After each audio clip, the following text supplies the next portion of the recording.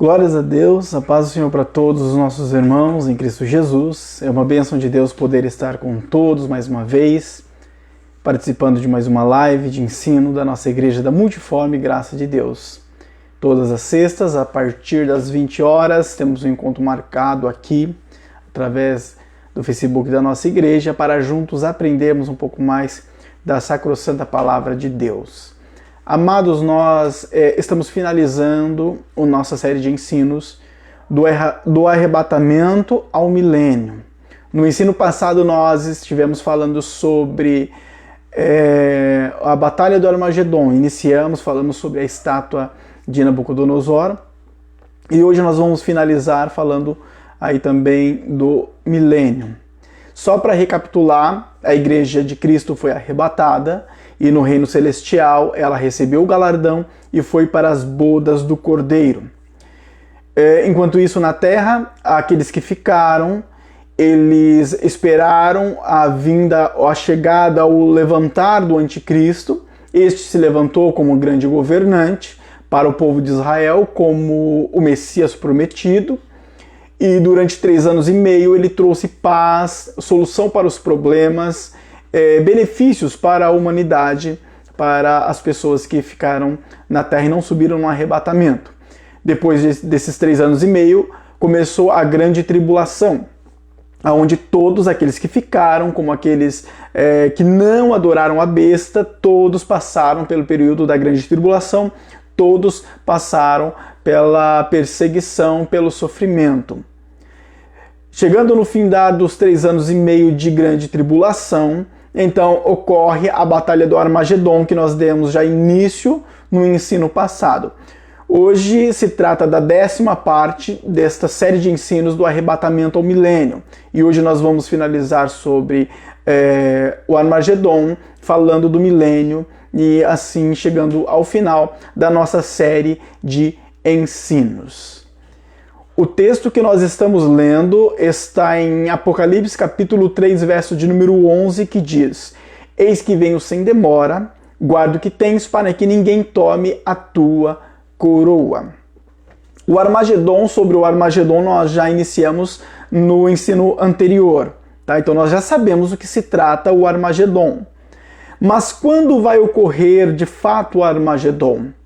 O Armagedon ele vai acontecer depois dos 3 anos e meio de perseguição, ou seja, depois da grande tribulação. Então, quando está para se findar a grande tribulação, então ocorre no finalzinho aí o Armagedon. Em Daniel capítulo 9, 27, deixa claro isso, sobre os 3 anos e meio de paz e os 3 anos e meio de tribulação. E ele firmará aliança com muitos por 1 semana, e na metade da semana fará cessar o sacrifício e a oblação. E sobre as asas da abominação virá o assolador. É isso até a consumação, ou seja, o findar de tudo. E o que está determinado será derramado sobre o assolador. 1 semana seria 7 anos, não são 7 dias, mas profeticamente seriam 7 anos, tá? Então 3 anos e meio de paz e 3 anos e meio de tribulação e de perseguição. Então o Armagedon ele vai ocorrer no findar da grande tribulação. Indo para o fim da grande tribulação, ocorre então o Armagedon, que seria a batalha final, onde o anticristo com os exércitos se levantará contra o povo judeu, contra o povo de Israel. E então Cristo aparecerá nos ares para lutar, batalhar contra o anticristo e seu exército. Como vai ser? Apocalipse 16, verso de número 16, diz assim: E os congregaram no lugar que em hebreu se chama Armagedon. Então, em Apocalipse 16, verso 16, deixa claro que o anticristo vai congregar com os reis da terra, com os exércitos, em um lugar chamado Armagedon, que nós já aprendemos no ensino anterior, onde fica o Armagedon, que seria a cidade de Meguido, tá? Então, quem não acompanhou o ensino anterior, aí na página do Facebook da nossa igreja, você vai encontrar aí a parte 9 deste ensino, tá bom? Então, dar-se-á a chegada de Jesus. Vamos ler Mateus 24:30, que diz assim: Então surgirá no céu o sinal do Filho do Homem, e todos os povos da terra prantearão e verão o Filho do Homem chegando nas nuvens do céu com poder e majestosa glória. Então, quando os exércitos estarem prontos para atacar Israel, no céu surgirá quem? A Jesus, com a igreja, tá? Então, surgirá no céu o sinal do Filho do Homem, e todos os povos da terra prantearão e verão o Filho do Homem chegando nas nuvens do céu, com poder, majestade e grande glória. Lá em Apocalipse 19, verso 19, tem um verso que traz para a gente um complemento em relação a esta questão, que diz assim: E vi a besta e os reis da terra e seus exércitos reunidos para fazerem guerra àquele que estava sentado sobre o cavalo. Quem estava sentado sobre o cavalo é Jesus.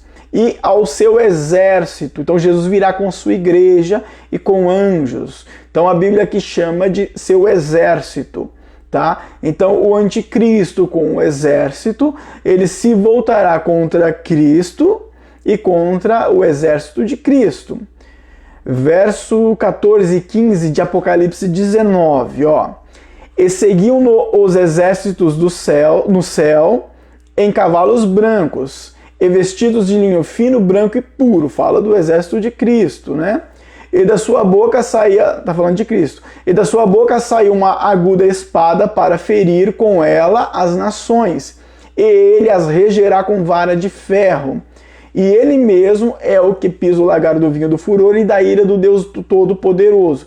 Aqui já fala sobre o reger as nações com vara de ferro. Então a ação de Cristo nesta batalha do Armagedon será contra todos aqueles que estiverem apoiando o anticristo nesta batalha contra Israel. Então eles vão se voltar agora a Jesus, que aparecerá no céu, onde todo olho verá naquele dia, tá? Esta é a batalha do Armagedon. Em quarto ponto, ou em quarto tópico, sobre a vitória do Cordeiro. Apocalipse 17, 14.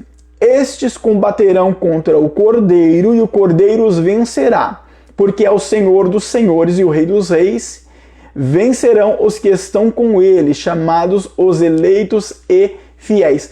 Então todos aqueles que estiverem com Cristo, que seria a sua igreja, que passou pelas bodas do Cordeiro, esteve nas bodas do Cordeiro, e então virá com Jesus e aparecerá nos céus, vencerão os que estão com ele, chamados os eleitos e fiéis. Estes são vencedores.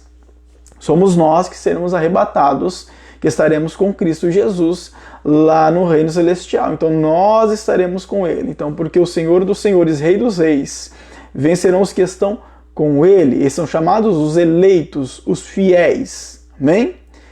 Apocalipse 19, verso 20 e o versículo de número 21.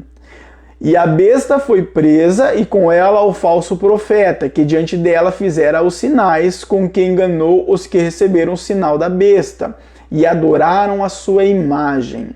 Estes dois foram lançados vivos no lago de fogo que arde com enxofre, e os demais foram mortos com a espada que saía da boca do que estava sentado sobre o cavalo, e todas as aves se fartaram das suas carnes.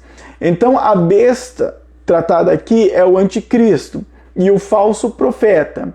Esses foram vencidos. Na verdade, todos que estavam ali na batalha do Armagedon foram vencidos por Cristo e seu exército.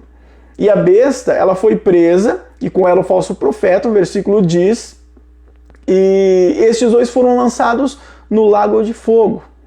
Então acabou para eles, acabou para o anticristo e acabou para o falso profeta. Enquanto o anticristo ele atuará como um governante, a besta, o falso profeta atuará como um governante, diríamos assim, só que no sentido espiritual. Então, das questões políticas, quem governa é o anticristo. Mas nas questões espirituais e religiosas, quem governa é o falso profeta. Só que todo o apoio do falso profeta é para o anticristo. Então este é o principal personagem usado por Satanás, que é o dragão, para cometer a maldade.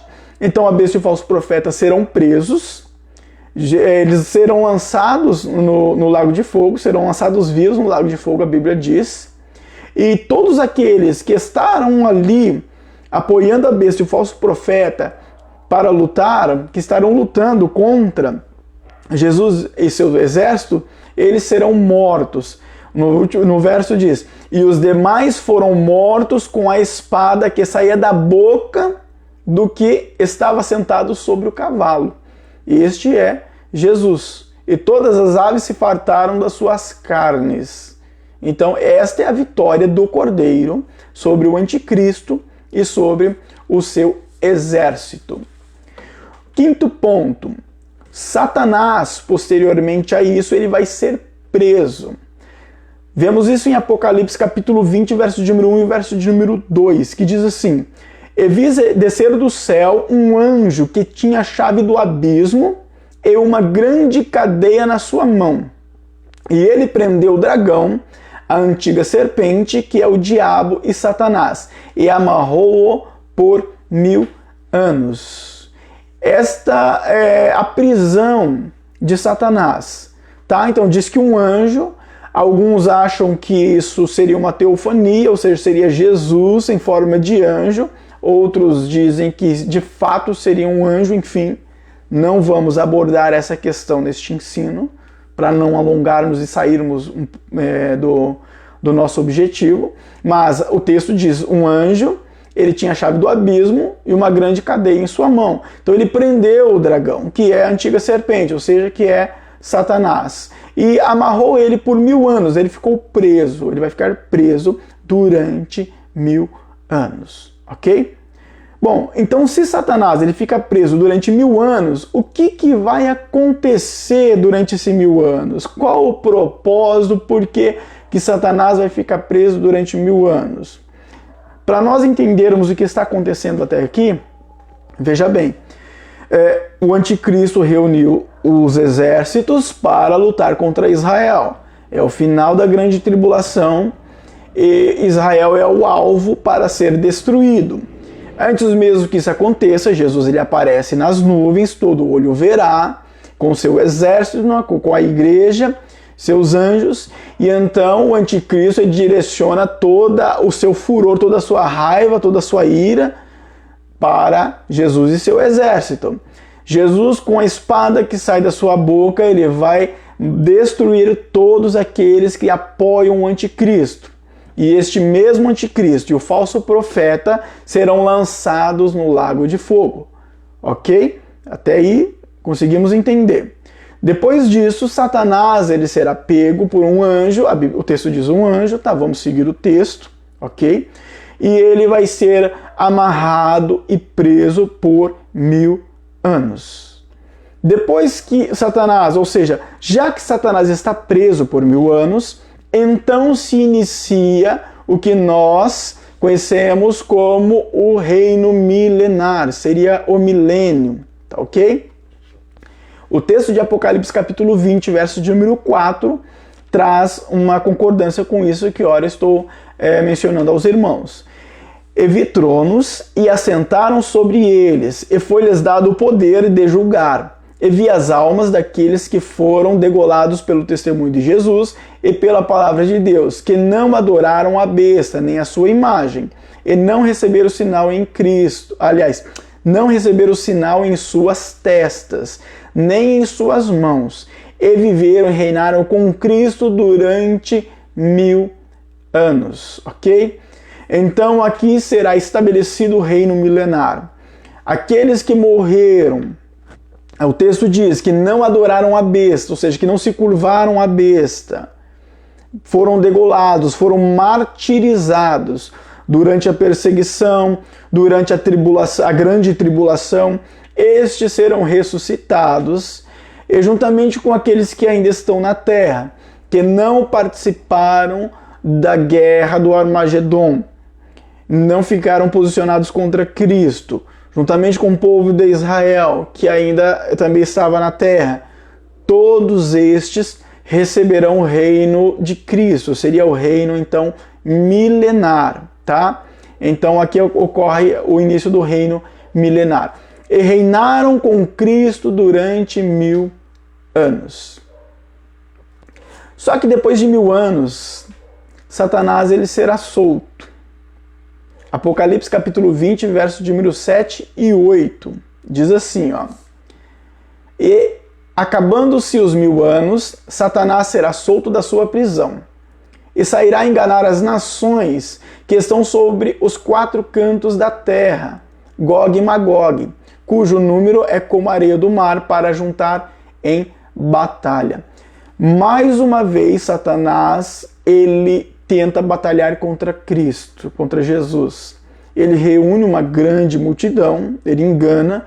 O texto não diz em quanto tempo ele vai fazer isso. O texto diz, depois de 1000 anos ele será solto. Quanto tempo ele vai levar para enganar uma grande multidão? O texto não diz, não fala que é um dia, não fala que é um ano, o texto não fala nada sobre isso, tá? Mas o fato é que ele vai se levantar e enganar uma grande multidão. Aí a gente pode se perguntar, mas poxa, então por que Jesus prendeu a Satanás por 1000 anos? Não era mais fácil, já que ele lançou o falso profeta e o anticristo no lago de fogo, lançar também Satanás no lago de fogo e acabar tudo por aí? Não seria mais fácil? Por que Jesus então prendeu a Satanás por 1000 anos? Bom, o Satanás ele foi preso por 1000 anos e posteriormente solto porque muitas pessoas vão nascer neste período de 1000 anos. E muitas delas, obviamente, não conhecerão a maldade, não conhecerão a tentação, não conhecerão o sofrimento mesmo de ter que padecer por Cristo. Eles não conhecerão isso, tá? Mas o texto diz, Jesus ele é claro em dizer que o caminho da salvação ele é estreito, ele é apertado. E este texto não foi escrito para o povo de Israel especificamente, mas para todos. Então até mesmo aqueles que nasceram neste período de 1000 anos, eles terão que optar pelo caminho largo, que é o caminho que Satanás vai propor, ou pelo caminho estreito. Então eles também terão que passar pela tentação, eles também terão que ter a opção de escolha, se eles querem o caminho largo ou o caminho estreito. Isso tudo que ocorre conosco hoje vai acontecer com eles também. Teoricamente, olhando no sentido humano, parece não ser justo eles nascerem dentro de um período milenar em que Satanás já está preso e viver já sendo direcionado à salvação, né? Olhando humanamente seria assim. Então, por conta disso, eles também passarão por isso. Eles também terão a oportunidade de aceitar a enganação de Satanás ou de continuar servindo a Cristo. O texto diz que muitas pessoas, como a areia do mar, vai decidir seguir a Satanás e se voltar contra Cristo. Então, eles vão se ajuntar para a batalha. Será mais uma batalha e essa não é do Armagedon, mas a de Gog e Magog. 8º tópico. Satanás, ele vai ser definitivamente derrotado. Isso nós encontramos no 8º tópico. O texto de Apocalipse, capítulo 20, verso de número 9 e o versículo de número 10. E subiram sobre a largura da terra, e cercaram o arraial dos santos e a cidade amada. E de Deus desceu fogo do céu e os devorou. E o diabo que os enganava foi lançado no lago de fogo e enxofre, onde estão a besta e o falso profeta. E de dia e de noite serão atormentados para todo o sempre. Note que na batalha do Armagedon, o que ocorre é a ação de Cristo Jesus contra os inimigos, os adversários. Só que na batalha de Gog e Magog é a ação do próprio Deus. Então o texto diz, e de Deus desceu fogo do céu e os devorou. Então Jesus ele está aqui no reino milenar, no reino terreno, e o fogo ele veio da parte do próprio Deus. O texto diz, veio de Deus. Então desceu de Deus o fogo do céu e os devorou. Então Deus já pôs um fim no diabo, em todos aqueles que se voltaram contra Cristo, que aceitaram a enganação de Satanás contra Jesus. E o diabo que os enganava foi lançado no lago de fogo e enxofre, onde estão a besta e o falso profeta. Ali, o texto diz, de dia e de noite serão atormentados para todo o sempre. Então, tanto o falso profeta, como a besta, como Satanás serão atormentados para todo o sempre. O inferno será lançado no lago de fogo. E o texto diz que é um lugar de tormentos, um lugar de dor, um lugar em que eternamente eles estarão sofrendo e padecendo, tá? Então, nesta ocasião, é definitivamente o findar, a derrota de Satanás, de todos aqueles que se opunham a Cristo, de todos aqueles que se voltaram a Cristo, todos os demônios, todas as pessoas que foram contra Jesus, contra o Evangelho, contra os cristãos. Aqui acaba, meus amados. E então nós, que estamos em Cristo Jesus, estaremos para sempre com Ele. Não haverá mais perseguição, não haverá mais dor, não haverá luta, não haverá morte. Será uma vida eterna com Deus, com Cristo Jesus. Quando diz eterna, obviamente que é para todo o sempre, tá? O último tópico que eu quero abordar, e também vai ser rápido, é sobre o trono branco. Muita coisa nós poderíamos trazer, detalhes sobre esta batalha, até mesmo a batalha do Armagedon, que nós já passamos por ela, a batalha de Gog e Magog, como também o reino milenar, o período milenar. Muitos detalhes nós poderíamos abordar aqui, mas se tornaria mais extenso e nós não conseguiríamos finalizar hoje, tá? Mas dá para entender, eu acredito claramente, através dos versos que ora eu estive lendo e compartilhando com os irmãos. O tópico 9, o trono branco. O que será o trono branco? Os amados lembram que no começo do ensino, quando a igreja ela é arrebatada na esfera celestial, em um lugar na parte celestial, a igreja ela passa por um juízo. Mas eu havia mencionado que este juízo, ele não é um juízo, ele não vai ser um juízo para condenação, mas é um juízo das obras, onde as nossas obras, tudo que fizemos aqui, elas passarão pelo fogo e serão provadas para que nós venhamos a receber o galardão ou não. Tá? Então esse seria um juízo para as obras, para galardão. Aqui neste tópico o que eu estou abordando é o juízo do trono branco. Este juízo já é um juízo diferente. É um juízo que não passará à igreja. Quem passará por este juízo, quem será julgado aqui, vai ser todos aqueles que não foram arrebatados, aqueles que não foram salvos. Ok? Então todos aqueles que não foram salvos, que não foram salvos nem no arrebatamento, mas que também não foram salvos posteriormente ao arrebatamento, que muitos serão salvos depois do arrebatamento, nós sabemos disso, mas todos aqueles que não foram salvos, eles passarão pelo juízo do trono branco, tá?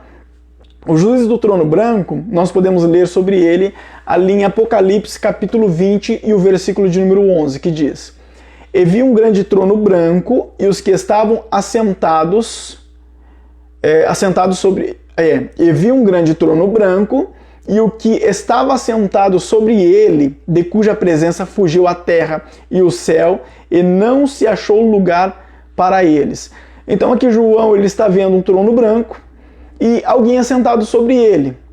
Este alguém aqui é caracterizado como alguém grande, que deve-se ter reverência, de grande poder, e isso é notório quando ele diz de cuja presença fugiu a terra e o céu, e não se achou lugar para eles. Então note que é alguém grande. Este que está sentado no trono branco é Jesus, ok? Então Jesus ele vai ser o juiz naquele dia. Hoje o texto de João lá em uma de suas epístolas diz que Jesus ele é o nosso advogado, então ele advoga a nossa causa. Mas naquele dia ele será o juiz, ele será aquele que julga. Tá? Então nós temos que estar do outro lado, né? Não ali diante do julgamento para ser julgado, mas estar com Cristo nesse dia. Este é o propósito e a vontade de Deus. Neste dia, aqueles que serão julgados serão todos aqueles que não foram arrebatados e não foram salvos depois da grande tribulação. Ou seja, todos aqueles que morreram sem Jesus, aqueles que decidiram viver uma vida sem Cristo, serão julgados aqui. Os imperadores, os Césares, que perseguiram a igreja, estarão neste trono, serão julgados. A Bíblia diz que todo joelho se dobrará e confessará que Jesus é o Senhor. Aqueles que transpassaram a Jesus, que blasfemaram contra Ele, que murmuraram, que zombaram dele, que esbofetearam Ele, que não foram salvos, os sacerdotes, os fariseus, todos os mestres da época de Jesus, aqueles que blasfemaram contra Ele, que não foram salvos, estarão nesse dia, verão a Jesus, verão as marcas em suas mãos, em seus pés, eles estarão ali. E o que eles vão contemplar não é uma coroa de espinhos, mas eles vão contemplar uma coroa de glória. E Jesus estará ali com poder e glória para julgá-los. Este julgamento não é para conceder a eles a oportunidade de serem salvos. Na verdade, o que nós compreendemos teologicamente, escatologicamente, é que eles serão tirados do inferno, colocados diante do trono branco, serão julgados com justiça. Jesus vai mostrar todos os atos deles. Olha, você está no inferno por causa disso, aquilo outro. Passará diante deles todas as suas ações que os condenaram. Então eles serão pegos e lançados novamente no inferno. O inferno, o texto diz, será lançado no lago de fogo. E a Bíblia diz que no lago de fogo há um tormento, um sofrimento eterno. Então todos aqueles que perseguiram a igreja, todos os imperadores, todos os grandes, os governantes que zombaram de Cristo, estarão ali para ser julgados e condenados. Dos nossos dias de hoje não é diferente. Todos os grandes, humanamente falando, os poderosos da terra, dos nossos dias de hoje, que são contra Cristo, que blasfemam contra o Evangelho, estarão ali para ser julgados. Muitos que vivem uma vida dupla dentro da religião também serão julgados. A Bíblia nos diz que muitos falarão, mas em teu nome eu profetizei, em teu nome eu fiz isso e aquilo outro. Jesus falará para eles, afastai-vos de mim, vós que praticais a iniquidade, porque eu não vos conheço. Ou seja, vocês não fazem parte daqueles que foram salvos. Então, neste trono branco haverá a condenação eterna para todos aqueles que não alcançaram a salvação, não aceitaram a Jesus. Amados, finalizando o nosso ensino de hoje e esta série de ensinos, nós que estamos firmes, a Bíblia nos diz, cuide para que não caia. Satanás está lutando contra a nossa alma, contra a nossa vida. Ele está lutando contra a nossa família, contra a nossa casa. É difícil ser cristão, ainda mais em um mundo como hoje. É muito difícil, o caminho tem sido cada vez mais estreito para nós cristãos. Mas eu digo a você, vale muito a pena servir este Jesus, porque Ele morreu por nós na cruz, dando a sua vida por nós. Não é para que nós venhamos a viver um evangelho duplo, viver uma vida de máscaras, mas uma vida de piedade, não de impiedade. Uma vida sadia, espiritualmente falando, uma vida sincera diante de Cristo. Não existe super cristão. Ninguém consegue ser 100% santo. Somos errantes, somos pecadores, somos tendentes a falhar, a cair e a tropeçar. Mas Jesus é aquele que nos ergue, que nos levanta. Então não importa qual seja as suas ações, desde que você se arrependa e se volte a Cristo todos os dias. A nossa vida tem que ser uma vida de arrependimento diante de Deus todos os dias. Não existe aquele que é o santarrão da vez, isso não existe. Todos precisamos de Cristo, precisamos da salvação, precisamos do sangue do Cordeiro, precisamos se humilhar diante de Deus, pedir misericórdia. Temos que matar de fato um leão por dia. Nós temos que subir os degraus da salvação a cada dia.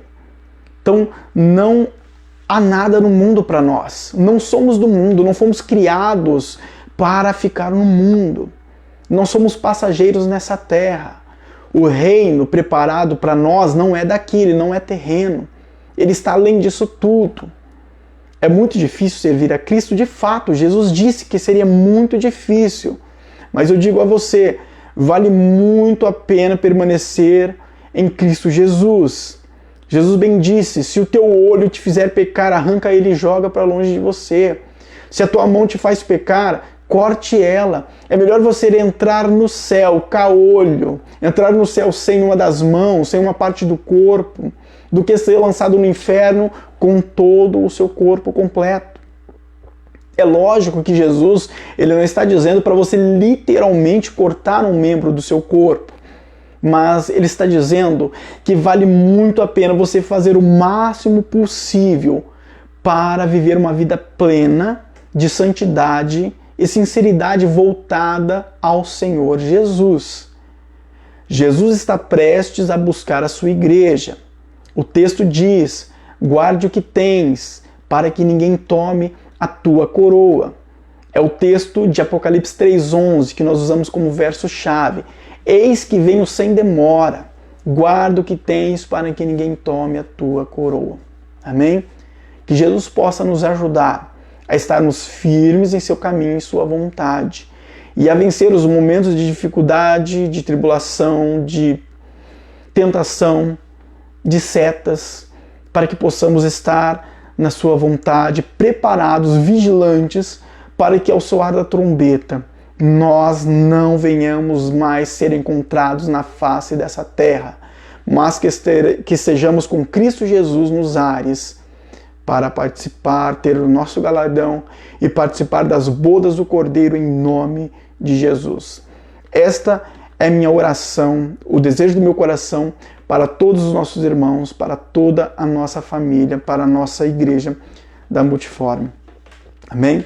Que Deus vos abençoe ricamente. Feche seus olhos nesse momento. Senhor Deus, obrigado, Pai.